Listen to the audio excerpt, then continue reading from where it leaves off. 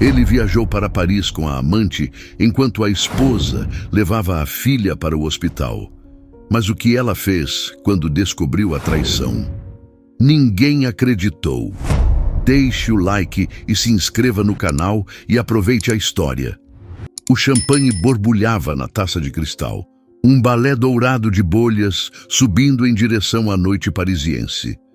Do outro lado da mesa, no terraço de um restaurante caríssimo, com vista para a Torre Eiffel cintilante, a amante sorria, os olhos brilhando tanto quanto as luzes da cidade.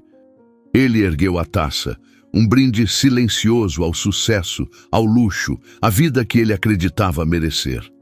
A nós, ele sussurrou, o som se perdendo na melodia de um violino que tocava ao longe. Naquele exato instante, a milhares de quilômetros de distância, sob o céu pesado e úmido de Salvador, o único som que Helena ouvia era o choro fraco da sua filha e o ruído agudo dos seus próprios pneus cantando no asfalto. Ela dirigia com uma mão no volante e a outra no pescoço febril de Sofia, a menina de 6 anos que ardia em seus braços. O corpo pequeno tremia. Os lábios estavam secos e cada gemido era uma faca que rasgava o peito de Helena. O hospital parecia nunca chegar. As ruas de Salvador, normalmente tão vibrantes, transformaram-se num labirinto de semáforos vermelhos e esquinas sombrias. Cada segundo era uma eternidade. Já estamos chegando, meu amor. A mamãe está aqui. Ela repetia, a voz embargada, mais para convencer a si mesma do que para acalmar a criança. A ausência do marido era um buraco frio ao seu lado no banco do passageiro. Uma viagem de negócios inadiável, ele dissera. Coisa de 2, 3 dias. Fechar um grande contrato em São Paulo. A mentira agora ecoava em sua mente com o peso de uma bigorna. São Paulo. Ele nem sequer era criativo em suas desculpas. Helena irrompeu pelas portas automáticas da emergência, um furacão de desespero carregando a filha nos braços. Ajuda! Por favor! Minha filha está queimando de febre! Gritou para a primeira enfermeira que viu. O mundo ao seu redor se tornou um borrão de jalecos brancos, rostos apressados e o cheiro asséptico de desinfetante que sempre lhe causou náuseas. Levaram Sofia para uma sala e Helena foi deixada do lado de fora, as mãos tremendo, o coração batendo descontrolado contra as costelas. Ela se encostou na parede fria do corredor, o suor gelado escorrendo por sua testa e sentiu o peso esmagador da solidão desabar sobre ela. Não era a primeira vez. Longe disso. A solidão era sua companheira mais fiel. Ela se lembrou do aniversário de 5 anos de Sofia, quando o pai prometeu chegar a tempo para o parabéns, mas ligou de um bar barulhento, a voz arrastada pelo álcool, dizendo que o trabalho o prendeu. Helena teve que sorrir para a filha, cortar o bolo e inventar uma história sobre como o papai estava salvando o mundo em uma reunião muito importante. Lembrou-se das noites de Natal em que ele sumia, alegando plantões de última hora em sua empresa, para depois ela descobrir, por meio de fofocas ou de um deslize dele mesmo, que a emergência tinha nome, endereço e um decote generoso. Houve a vez em que ela mesma precisou ser internada para uma cirurgia de apendicite de emergência. Ele estava em um congresso no Rio de Janeiro. Ela acordou da anestesia em um quarto vazio, com um buquê de flores murchas enviado por ele e um bilhete com uma caligrafia apressada. Melhoras, querida. O dever me chama. O dever. Que piada de mau gosto. O dever dele era com a adrenalina da conquista, com a validação de outras mulheres, com a construção de uma vida paralela onde ele era o herói, o empresário bem-sucedido, o amante irresistível. Para ela, sobrava o papel da esposa compreensiva, a guardiã do lar, a tola que sempre perdoava. Cada perdão era um pedaço de sua alma que ela entregava. Ele voltava arrependido. com presentes caros e promessas vazias que soavam como poesia aos seus ouvidos carentes. Você é a única, meu amor. Foi uma fraqueza, um erro estúpido. Nunca mais vai acontecer. E ela, cega pela esperança de resgatar o homem por quem um dia se apaixonou, acreditava. Ou fingia acreditar. Acreditava porque a alternativa, a verdade nua e crua de que seu casamento era uma farsa, era aterrorizante demais para encarar. Cada reconciliação era um prego a mais em seu caixão emocional, selando-a em uma vida de abandono silencioso. Uma enfermeira se aproximou, o rosto cansado, mas gentil. "Mãe, a doutora quer falar com a senhora. Sua filha está estável, mas a febre está muito alta. Vamos precisar fazer alguns exames. Ela vai ficar internada em observação." As palavras internada e sozinha ecoaram na cabeça de Helena. De novo, ela olhou para o celular, para a foto do marido sorrindo ao lado dela e de Sofia em tempos mais felizes. Sentiu o impulso de ligar, de gritar, de exigir que ele largasse tudo e viesse. Mas para quê? Para ouvir outra mentira? Para que ele chegasse no dia seguinte com cara de cachorro sem dono, fingindo uma preocupação que não sentia? O cansaço a venceu. Um cansaço profundo, que não vinha do corpo, mas da alma. Ela apenas assentiu para a enfermeira, engolindo o nó na garganta. Enquanto seguia pelo corredor em direção ao quarto onde Sofia seria acomodada, Helena passou por uma televisão ligada em um canal de notícias na sala de espera. Uma reportagem sobre turismo em Paris. Imagens da Torre Eiffel piscavam na tela. Por um segundo, seu coração gelou. Uma premonição, uma pontada de pavor irracional. Ela balançou a cabeça, afastando o pensamento. Era paranoia. Ele estava em São Paulo. Foi o que ele disse. No quarto, Sofia dormia, agora medicada, o rostinho pálido contra o travesseiro branco do hospital. Helena sentou-se na poltrona desconfortável ao lado da cama, segurando a mãozinha da filha. O bip monótono do monitor cardíaco marcava o ritmo da sua vigília. As horas se arrastaram, lentas e torturantes. Ela não pregou o olho. A cada sirene de ambulância, a cada passo no corredor, seu corpo se enrijecia. O hospital, com suas paredes frias e sua iluminação impessoal, era a metáfora perfeita de sua vida. Um lugar de espera, de dor contida, de uma solidão que gritava no silêncio. Ela estava ali, mais uma vez, lutando sozinha por quem mais amava, enquanto o homem que jurou protegê-las estava em algum lugar, vivendo uma vida que não a incluía. E naquela noite, algo dentro dela começou a se quebrar. Não era desespero, era diferente. Era uma rachadura fina, quase imperceptível, no alicerce de mentiras que sustentava seu mundo. Uma rachadura que, ela ainda não sabia, estava prestes a derrubar tudo. A primeira luz da manhã filtrou-se pela persiana do quarto do hospital, tingindo o ambiente de um cinza melancólico. Sofia ainda dormia, a respiração mais regular, o peito subindo e descendo em um ritmo que acalmava o coração de Helena. Mas a febre, teimosa, persistia. Helena não se movera da poltrona, o corpo rígido e dolorido, os olhos ardendo pela falta de sono. O bip do monitor cardíaco se tornara a trilha sonora de sua solidão. Cada bip era um eco, um lembrete. Bip. O dia em que encontrou um recibo de joalheria para um colar que nunca recebeu. Bip. A vez em que sentiu um perfume feminino em seu paletó e ele jurou que era da nova secretária com quem mal falava. Bip.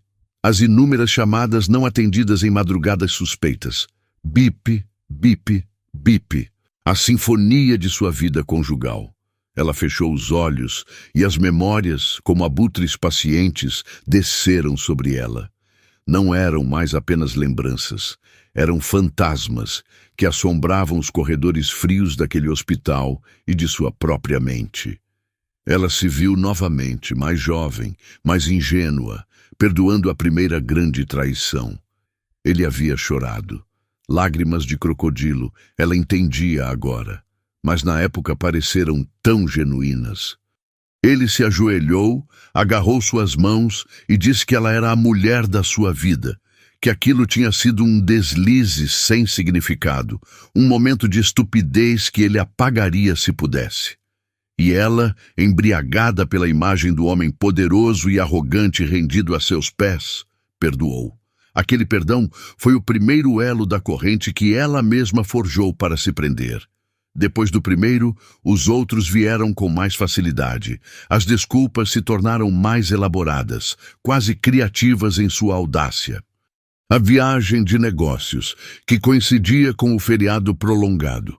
O happy hour com clientes importantes, que se estendia até o amanhecer. O celular que passou a ter senha, por segurança da empresa. Cada mentira era uma pá de terra jogada sobre a confiança que um dia existiu entre eles.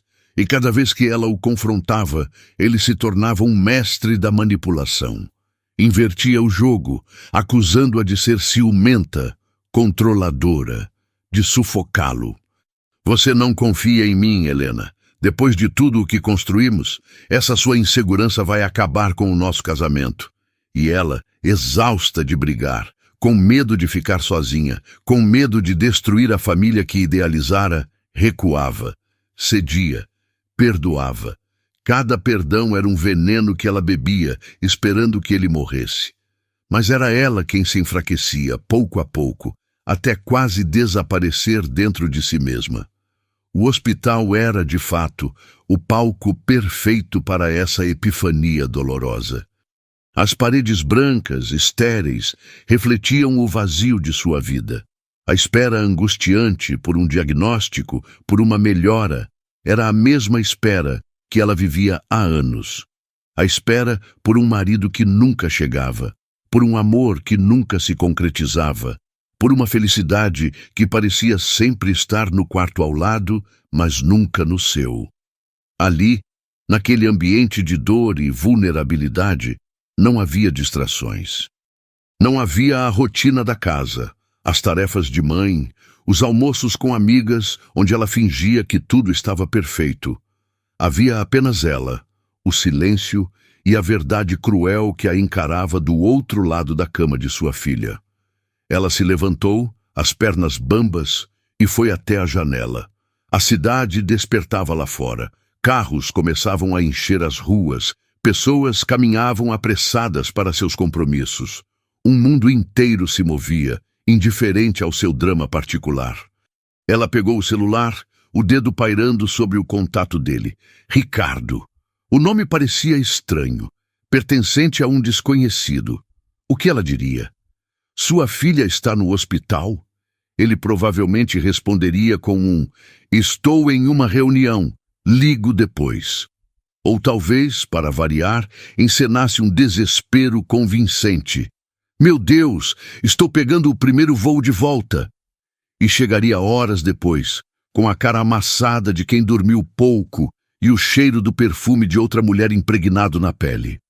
Ela não suportaria, não hoje. Pela primeira vez, a ideia de ouvir a voz dele lhe causava repulsa física. Ela guardou o celular e voltou a se sentar.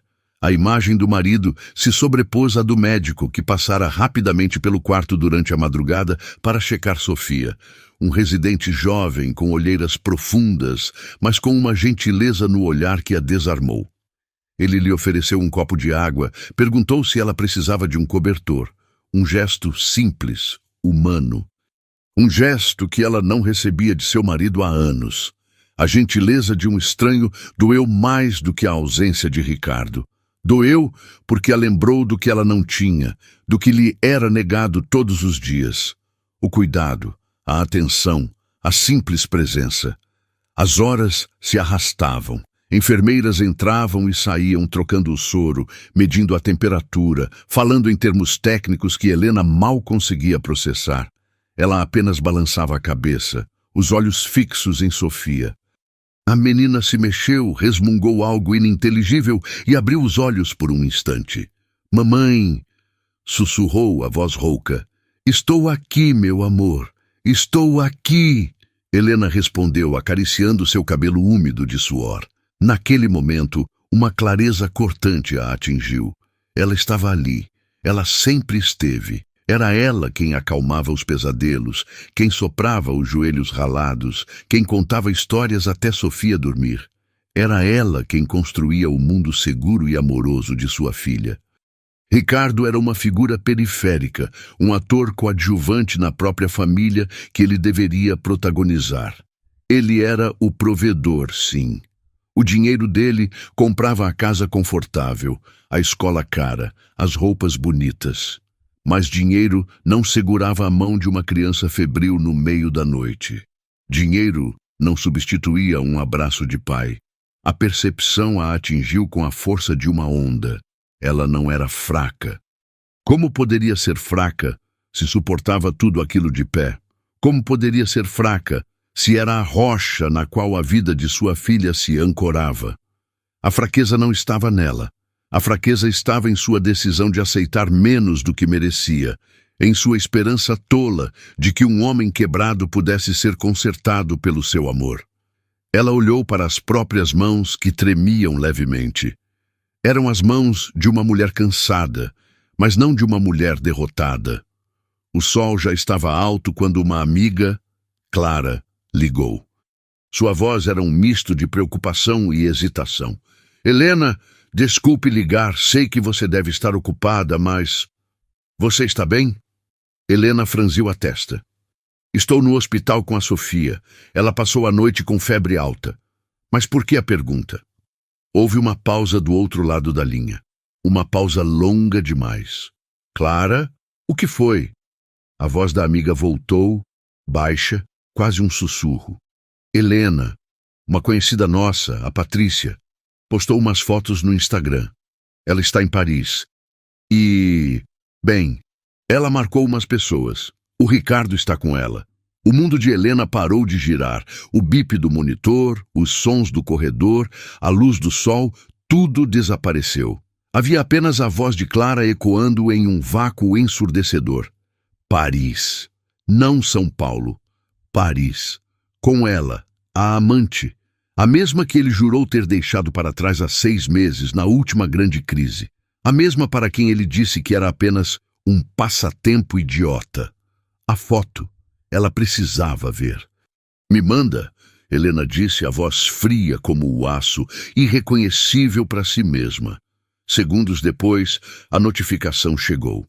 Ela abriu a imagem com os dedos trêmulos. E lá estava ele, Ricardo, sorrindo. O mesmo sorriso que ele dava para ela nas fotos de família. Ele estava abraçado a uma mulher loira, deslumbrante. Ao fundo, inconfundível, a Torre Eiffel brilhava. A legenda da foto dizia: noites parisienses com as melhores companhias. Ele não estava apenas traindo. Ele estava humilhando-a publicamente, exibindo sua traição como um troféu. A dor que a atingiu foi diferente de todas as outras. Não foi a dor aguda da descoberta, nem a dor surda da suspeita. Foi uma dor visceral, uma explosão silenciosa que partiu de seu estômago e subiu pela garganta, queimando tudo em seu caminho. Ela não gritou, não chorou. Uma calma assustadora tomou conta dela. Era o estalo final, a última peça do quebra-cabeça doentio de sua vida se encaixando. A rachadura que surgira na noite anterior se transformou em um abismo. Ela olhou para a foto, para o rosto feliz de seu marido e depois olhou para o rosto adormecido e febril de sua filha. E naquele contraste brutal, a mulher que perdoava morreu. Em seu lugar, outra nasceu. Uma mulher forjada na solidão de um quarto de hospital, batizada pela traição mais cruel de todas. Uma mulher que não tinha mais nada a perder, porque já haviam lhe tirado tudo. Ou assim ela pensava. Ela não sabia que, em meio à demolição de sua vida, um rosto do passado estava prestes a surgir. Não como mais um fantasma, mas como uma possibilidade improvável de reconstrução.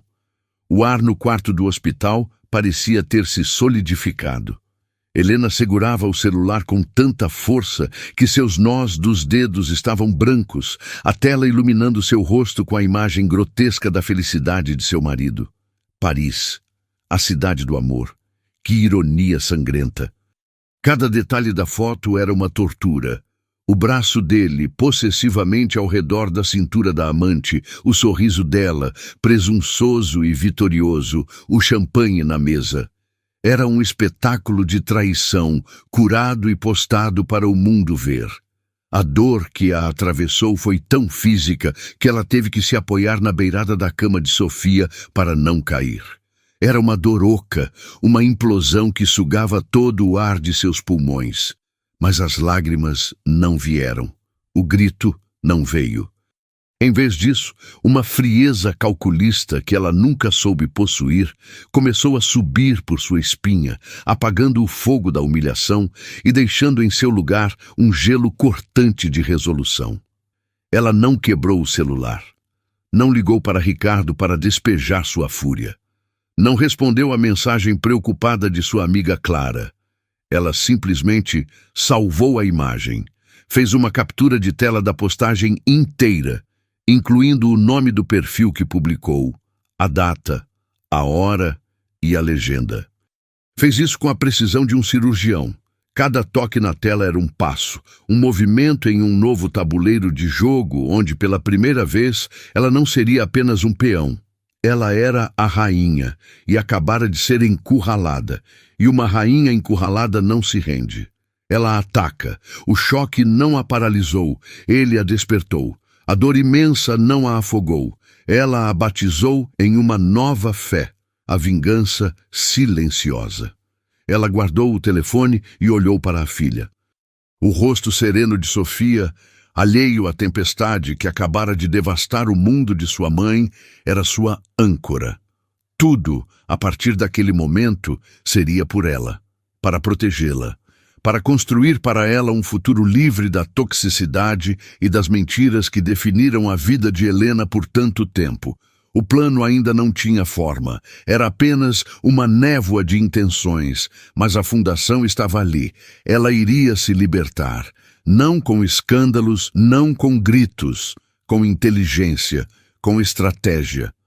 Ela usaria a própria arrogância de Ricardo contra ele. Absorta em seus pensamentos, ela mal notou a porta do quarto se abrindo. Um homem de jaleco branco entrou, segurando um prontuário. Ele tinha uma postura confiante, o cabelo escuro ligeiramente desalinhado, como se tivesse passado a mão por ele várias vezes. Havia uma familiaridade em seu porte, na maneira como seus ombros se moviam. Bom dia, sou o Dr. Monteiro, o pediatra responsável pelo andar hoje. Vim ver como a pequena Sofia passou a noite, disse ele, a voz calma e profissional, enquanto se aproximava da cama. Helena se virou, pronta para dar uma resposta monossilábica, mas as palavras morreram em sua garganta. O mundo deu outra guinada vertiginosa. Não era possível. O rosto que a encarava não era de um estranho. As linhas eram mais maduras. Havia uma sombra de cansaço sob os olhos que não existia antes, mas eram inconfundivelmente os mesmos olhos. Olhos castanhos, profundos, que um dia ela conhecera tão bem quanto os seus. Pedro, ela sussurrou, o nome saindo como um fantasma de seu passado. O médico parou abruptamente. Seu olhar profissional vacilou, substituído por um choque genuíno. Ele a encarou, a confusão dando lugar ao reconhecimento. Helena? Helena Matos? O nome de solteira dela, o nome que ela não usava há quase uma década.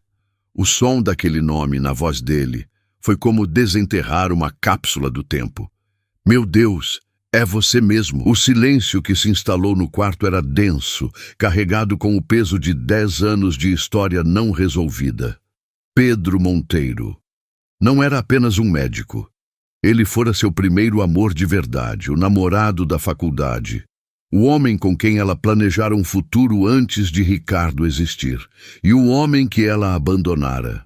A memória da traição dele, uma noite estúpida, um erro de juventude em uma festa que ela descobriu por acaso, Voltou com uma clareza desconfortável. A dor daquela descoberta a levara diretamente para os braços de Ricardo, que na época se apresentou como o porto seguro, o homem maduro e estável que jamais a magoaria.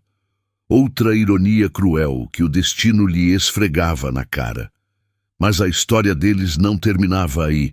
Havia um capítulo secreto, um epílogo que ninguém conhecia. Depois de alguns anos de casamento com Ricardo, durante a primeira grande crise de infidelidade dele, Helena o deixara. Ela fez as malas, pegou a pequena Sofia, que na época era apenas um bebê, e voltou para a casa de sua mãe, certa de que o divórcio era inevitável. Foi nesse período de separação, um limbo de dor e incerteza, que ela e Pedro se reencontraram. Um encontro casual em um café.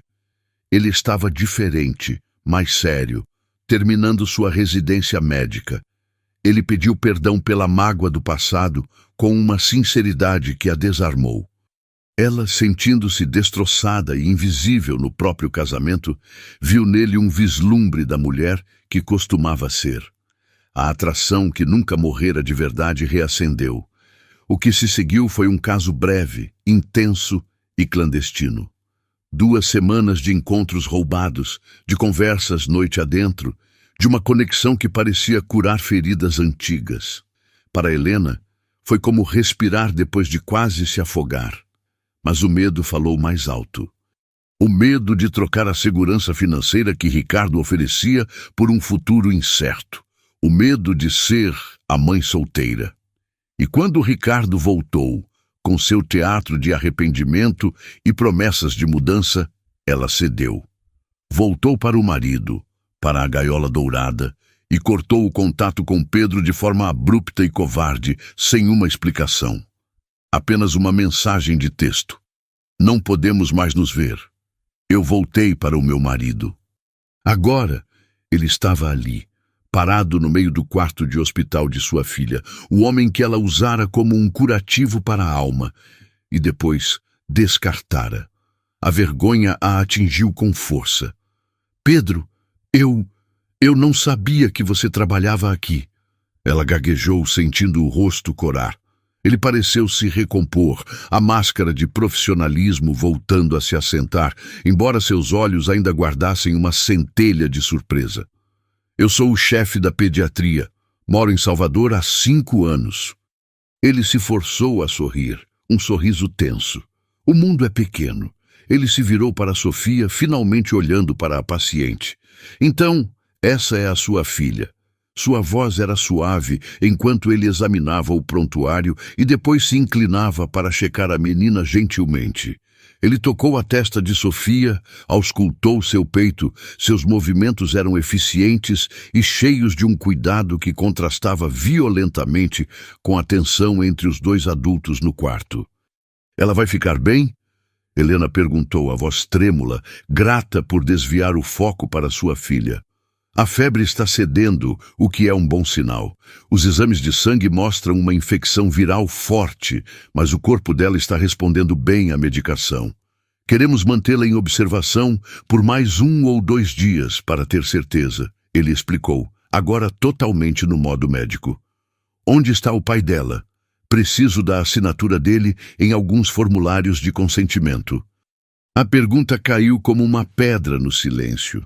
Helena sentiu o gelo voltar às suas veias. Ele está viajando. Há negócios. A mentira saiu com um gosto amargo, mas era um reflexo, uma defesa automática construída ao longo de anos. Pedro ergueu o olhar do prontuário e a encarou. Ele não disse nada, mas Helena viu em seus olhos algo que a assustou. Ele não acreditou. Talvez fosse a hesitação em sua voz, ou a sombra em seu rosto. Ou talvez ele simplesmente a conhecesse bem demais. Ele se lembrava da mulher que um dia chorou em seus braços por causa das mentiras de outro homem. Entendo, ele disse por fim. Nesse caso, sua assinatura é suficiente. Eu volto mais tarde para ver como ela está. Se precisar de qualquer coisa, peça a uma enfermeira para me chamar. Qualquer coisa, Helena. Ele enfatizou a última frase. E o olhar que ele lhe deu não era de um médico para a mãe de uma paciente. Era algo mais.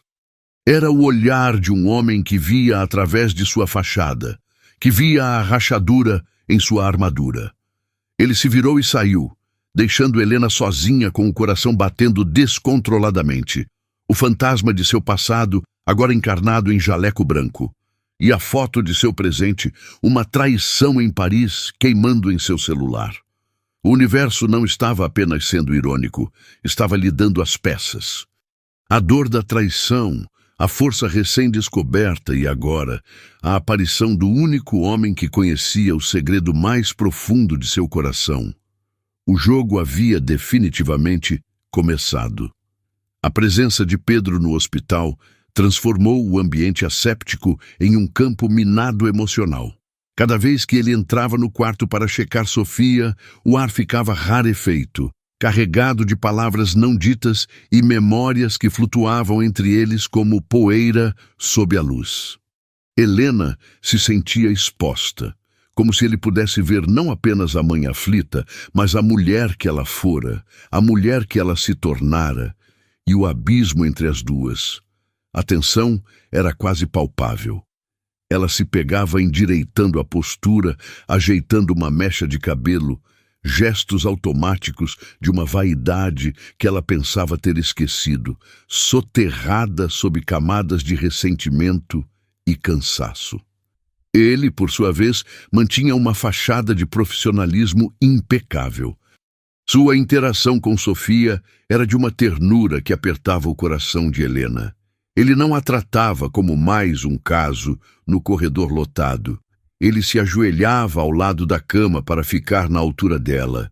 Explicava com uma voz suave o que iria fazer, usava o estetoscópio para ouvir os segredos do coração dela.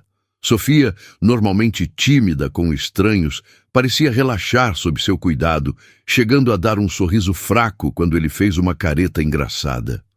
Ver aquele homem, uma figura tão complexa de seu próprio passado, cuidando com tanto zelo da pessoa mais importante de sua vida, era desconcertante.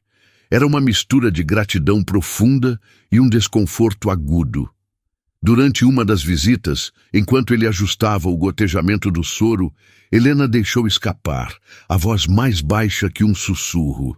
"Obrigada, Pedro, por tudo isso." Ele parou o que estava fazendo, mas não se virou para encará-la. "É o meu trabalho, Helena." "Não," ela insistiu. "Você sabe que não é só isso. Você está sendo gentil." A palavra pairou no ar. Gentileza, um bem tão raro em sua vida que parecia um artigo de luxo.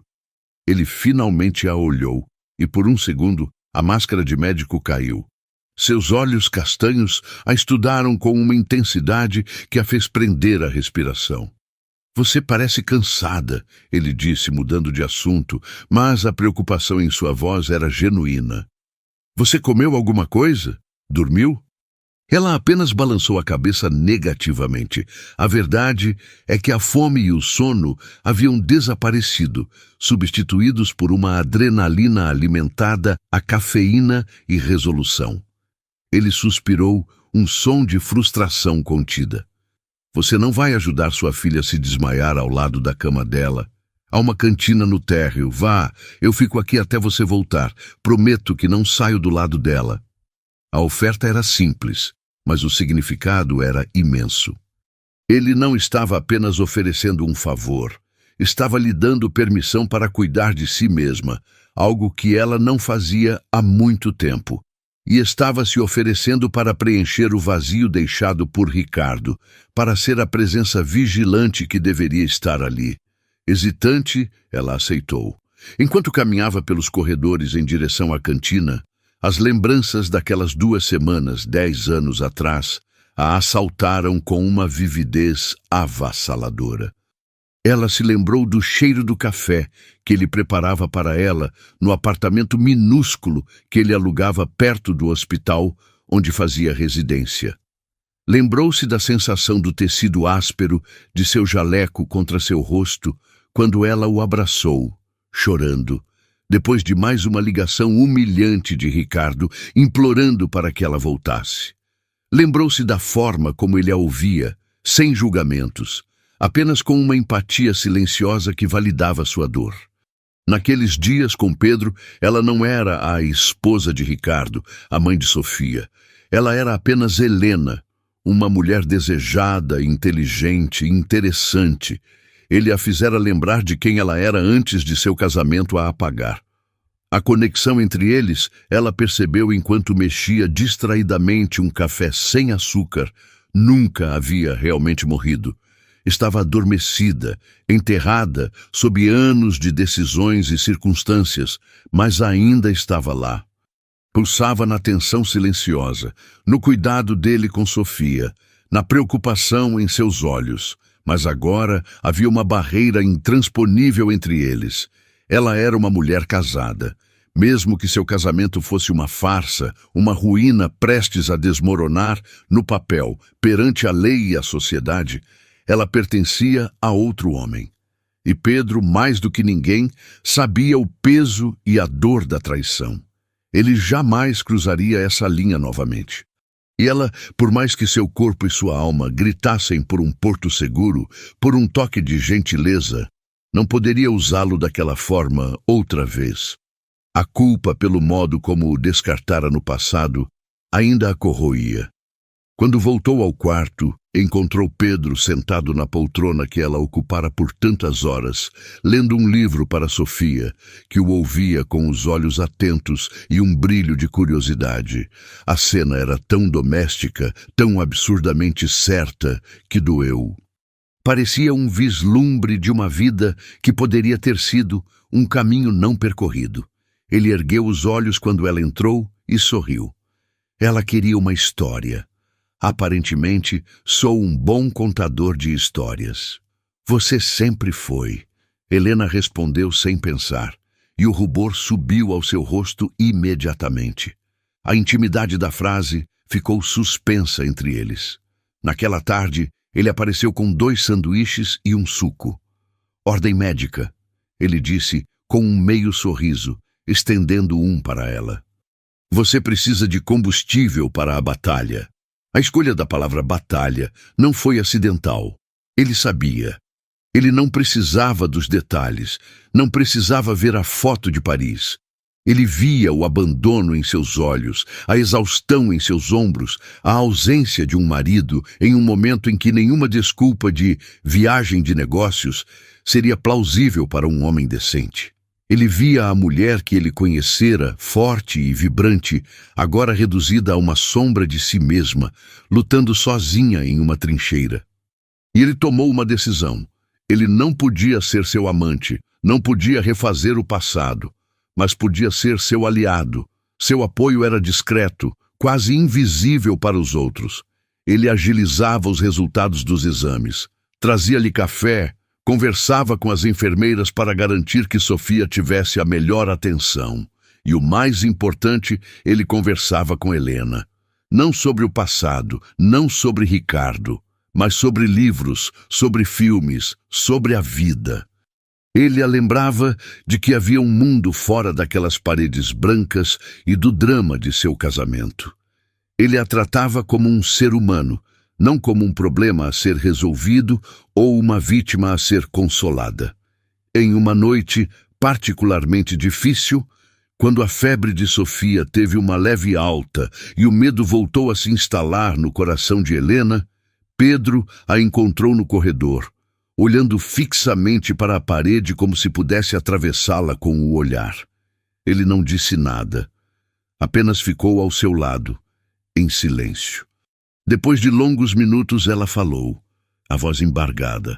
Eu sou uma idiota, não sou? Por ter permitido que tudo isso acontecesse por tanto tempo.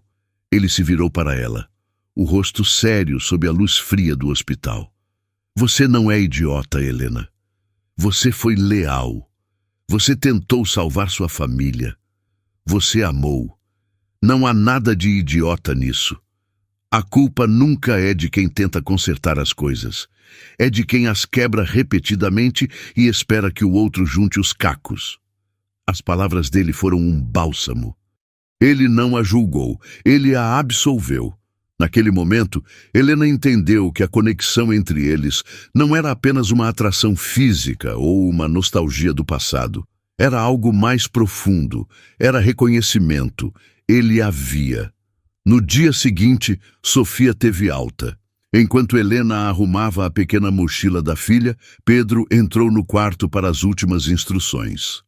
A atmosfera era diferente. A crise imediata havia passado e a realidade do mundo lá fora os aguardava. Ela vai precisar de repouso, hidratação e o resto da medicação. Qualquer sinal de febre, me ligue, a qualquer hora. Ele disse entregando-lhe um cartão. Não era o cartão geral do hospital, era seu cartão pessoal, com seu número de celular. Eu falo sério, Helena, qualquer coisa. Ela pegou o cartão, os dedos dele se roçando por uma fração de segundo, um toque elétrico que ambos sentiram. Eu não sei como te agradecer, Pedro. Fique bem e forte, ele respondeu, o olhar fixo no dela. A batalha está apenas começando, não é? Não era uma pergunta, era uma afirmação. Ele sabia que a alta do hospital não era o fim do problema, mas o começo de outro, muito maior. E com aquele olhar, com aquele cartão, ele estava lhe dizendo, sem palavras, que ela não precisava mais lutar sozinha. A barreira do casamento ainda estava lá, sólida e imponente. Mas uma ponte de apoio discreto havia sido construída. E para Helena, naquele momento, essa ponte era a única coisa que a impedia de cair no abismo. A porta da frente se abriu com um clique familiar, e a voz de Ricardo ecoou pela casa, falsamente jovial. Querida, cheguei. Ele entrou na sala de estar arrastando uma mala de grife, o rosto ostentando um bronzeado que definitivamente não era de São Paulo. Ele usava o sorriso ensaiado de marido pródigo, aquele que misturava cansaço de uma viagem de trabalho exaustiva com a alegria de estar de volta ao lar. Por um instante, o velho reflexo de Helena quase a fez se levantar para recebê-lo, para perguntar sobre a viagem, para manter a farsa. Mas a mulher que faria isso estava morta e enterrada em um quarto de hospital. A mulher que o encarava agora, sentada no sofá com uma calma glacial, era uma estranha para ele. Bem-vindo de volta, ela disse, a voz desprovida de qualquer emoção. A viagem a Paris foi produtiva? Ricardo congelou no meio do caminho, o sorriso vacilando. O pânico piscou em seus olhos por uma fração de segundo antes de ser substituído pela indignação ensaiada. Paris? Do que você está falando, Helena? Eu estava em São Paulo, em reuniões intermináveis. Você sabe como é. Ele tentou se aproximar, estendendo a mão para tocar seu rosto, o gesto que sempre a desarmava. Ela se esquivou, um movimento sutil, mas definitivo. Não me toque. Ela pegou o celular, abriu a imagem que se tornara o evangelho de sua nova vida e virou a tela para ele. A foto. Ele, a amante, a Torre Eiffel, o champanhe. A felicidade descarada deles exposta em cores vibrantes. A máscara de Ricardo caiu.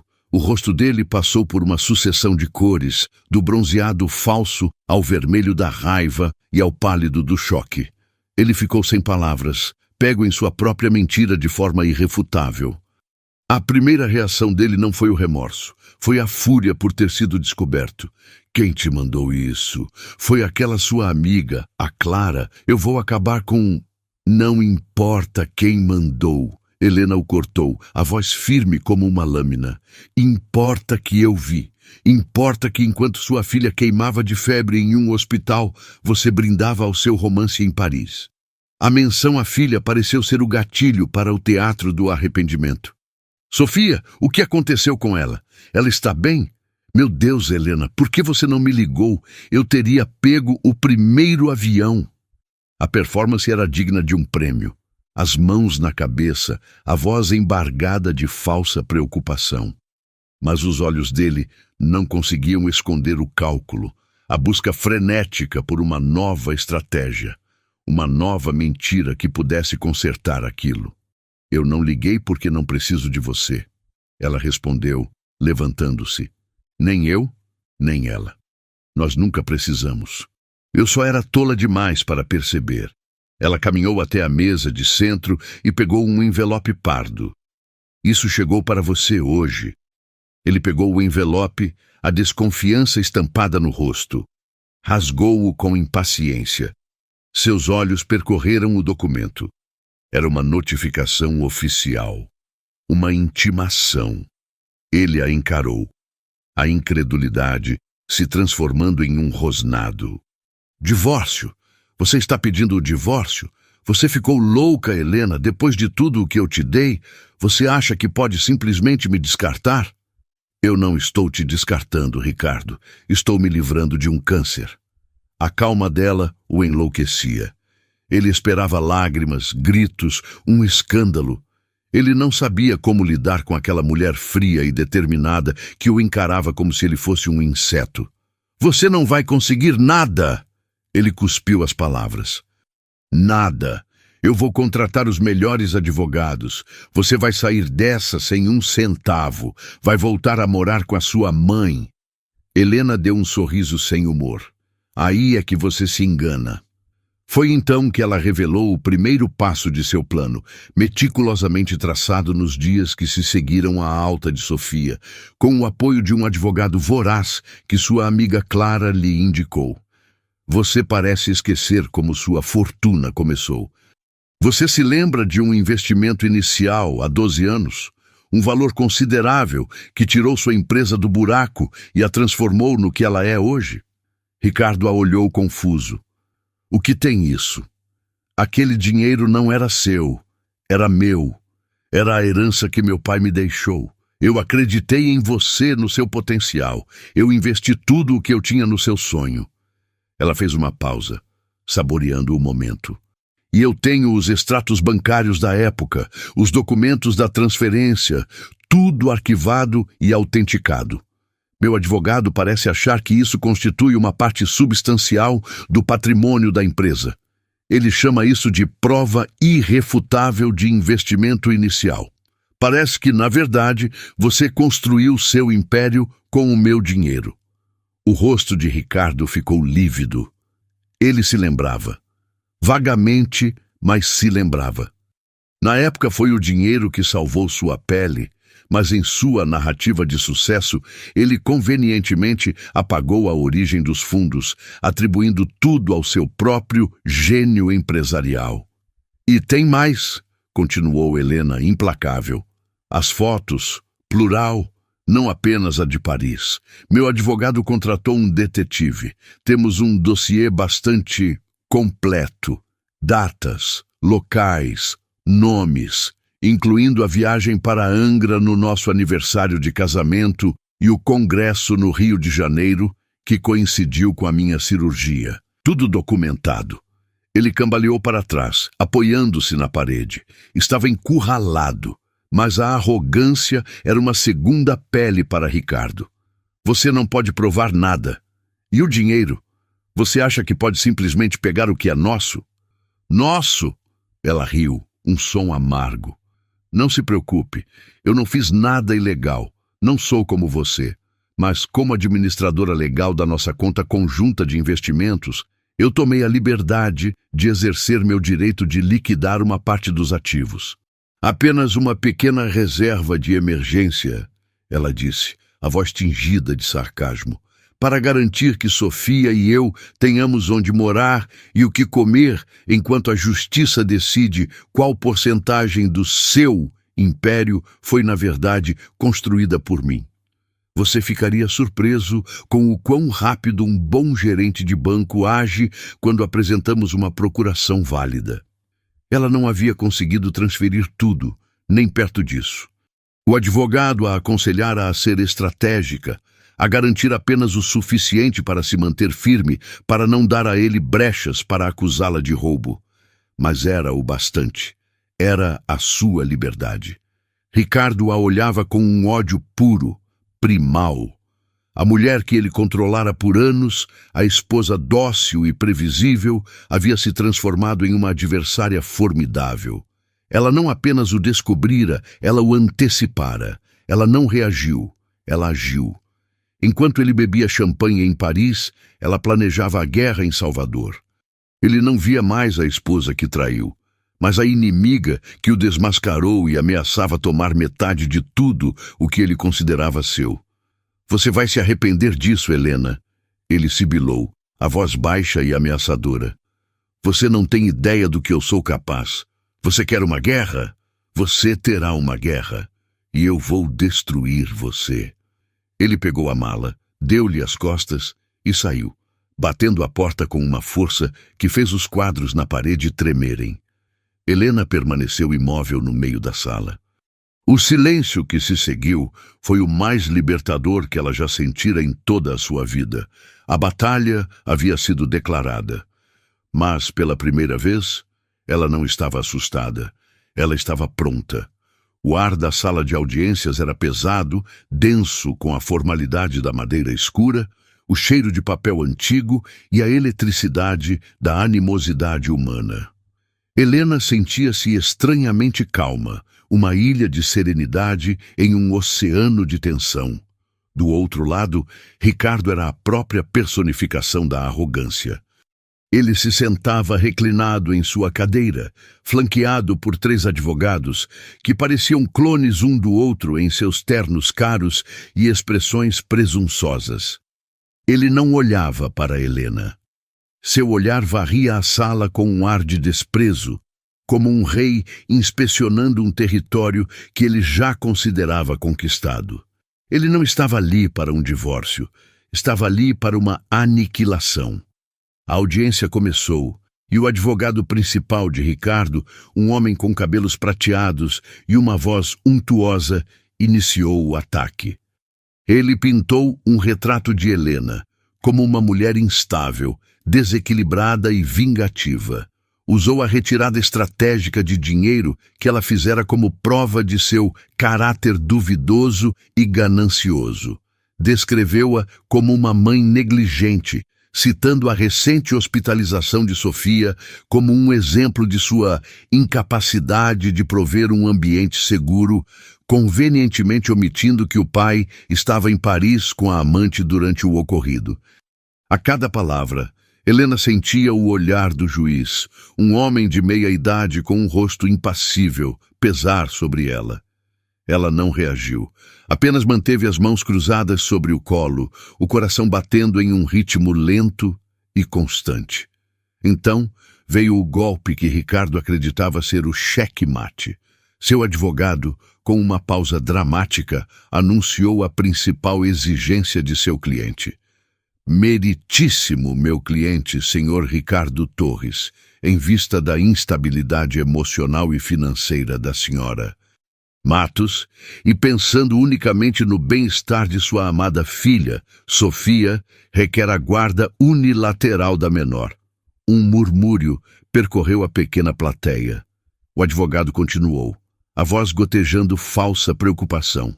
Adicionalmente, considerando que a senhora Matos se apropriou indevidamente de uma quantia significativa de recursos e que meu cliente terá que arcar sozinho com a criação e educação da criança, requeremos que seja estipulada uma pensão alimentícia a ser paga por ela a ele. A audácia da manobra sugou o ar da sala. Pedir a guarda era cruel. Pedir pensão era um ato de humilhação tão profundo, tão perverso, que era quase surreal. Ficou claro para todos, inclusive para o juiz, cuja sobrancelha se arqueou quase imperceptivelmente, que aquilo não era sobre amor ou preocupação. Era vingança em sua forma mais pura. Ricardo não queria a filha. Ele queria a arma mais poderosa para ferir Helena, para subjugá-la, para garantir que, mesmo após o fim, ele ainda a controlaria através da dor da perda de sua filha. Ele a olhou naquele momento. Um sorriso de escárnio mal contido nos lábios. Era o seu triunfo. O advogado de Helena, um homem enérgico e perspicaz, levantou-se para protestar, mas o juiz ergueu a mão pedindo silêncio. Ele se virou para Helena. Senhora Matos, a senhora tem algo a dizer sobre este pedido? Toda a sala se virou para ela. O momento havia chegado. A calma que ela cultivara por semanas se solidificou em uma força inabalável. Ela se levantou, não com a postura de uma vítima, mas com a dignidade de uma rainha prestes a fazer seu movimento final. Sim, meritíssimo, eu tenho. Ela não olhou para seu advogado, não olhou para Ricardo. Seus olhos estavam fixos no juiz. O senhor Ricardo Torres baseia todo o seu pedido em uma premissa fundamental, a de que ele é o pai de Sofia. Ele usa essa suposta paternidade como um instrumento para me punir, para me ferir da forma mais cruel que um ser humano pode imaginar. Ela fez uma pausa, deixando o peso de suas palavras assentar. Ele luta por vingança, não por amor, e eu posso provar. Com um movimento lento e deliberado, ela se inclinou e pegou um envelope pardo de sua bolsa. O mesmo tipo de envelope que ela lhe entregara com a notificação do divórcio. Era poesia. Ela caminhou até a mesa do escrivão e entregou o envelope. Meritíssimo, eu gostaria de apresentar este documento como prova. É o resultado de um exame de DNA realizado em segredo na semana passada em um laboratório certificado. O juiz pegou o envelope, abriu-o e leu o conteúdo. Seu rosto, antes impassível, não conseguiu esconder uma expressão de profundo choque.